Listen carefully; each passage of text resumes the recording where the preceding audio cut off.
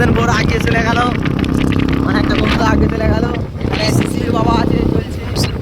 আর এখানে মানে ভিউটা দেখো, ভিউটা কত সুন্দর। এখানে এই যে রাস্তা অনেক রাত্রেবেলা বসে থাকে। এখানে আমাদের সামনে কাছে রয়েছে বিস্কুট কারখানা। সামনে অনেক মানে এখানে অনেক হলুদ লঙ্কা করে প্যাকেট হয়, বাইরে বাইরে মাল যায়, এখানে বিস্কুট তৈরি হয়। এখানে অনেক মেয়ে থেকে ছেলে সবাই কাজ করে। আমাদের বাড়ির সামনে এই কারখানাটা। আর এইদিকে সবসময় ধান চাষ হয়। এদিকে ভিউটা দেখো খালি, আর কিরকম লাগছে তোমরা অবশ্যই বলবে।